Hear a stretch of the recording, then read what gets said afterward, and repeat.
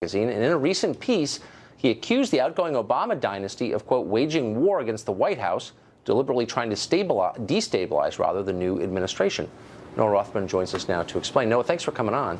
Thank you for having me. So you're saying that there is a method to all this, all these revelations about contact with the Russian government, et cetera, that this is, in effect, being orchestrated?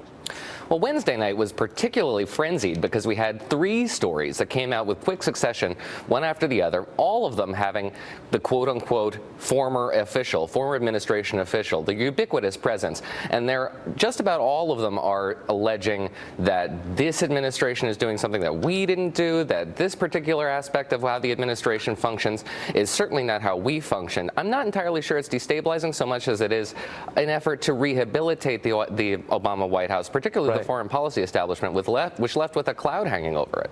So here's what we do know the former administration did, and I'm not sure why it hasn't received more attention. We know that the Obama administration spied upon, wiretapped General Michael Flynn as a private citizen in his conversations with foreign officials, and then leaked the contents of those conversations to the press.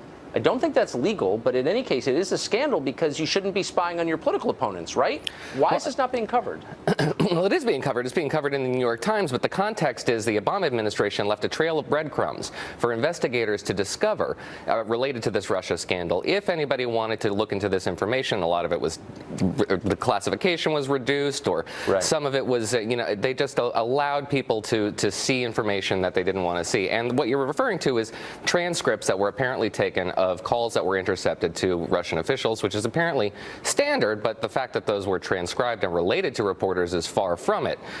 This is the kind of thing that we're talking about, and it's being presented as noble and virtuous, and it's valuable information. Don't get me wrong, I'm not making a judgment there, but at the same time, it's not normal. This is very unique. Or maybe it is normal. Maybe when you have a powerful intelligence agency at your disposal, the temptation to use it against your political opponents is overwhelming. This is what happens in third world countries, for sure. And now it appears to be happening here. And that's what's disturbing about this sort of thing. What we know about the Flynn situation is that this information came from likely foreign administration or former administration officials, and that it was very sensitive. And how did they get their hands on it, and why did they relate it to the press? We can only know that it's political in nature. I mean, it's presented as such that this administration is very deeply concerned, the last administration is very deeply concerned about the allegiances of members of this current administration, and that's fine. But we're also not investigating the fact that the last administration was criticized very heavily by members of the press, by people on Capitol Hill, by the Hillary Clinton campaign for not responding as forcefully as they should have to the Russian attacks, or the Russian hacks, rather. So the fact that there's a careerist element to this probably deserves a little bit more scrutiny than it's received. And there always is. So if these revelations are connected, are part of a strategy, where do you expect it to go from here? What's the next? We're seeing the next wave right now with regard to Attorney General Sessions.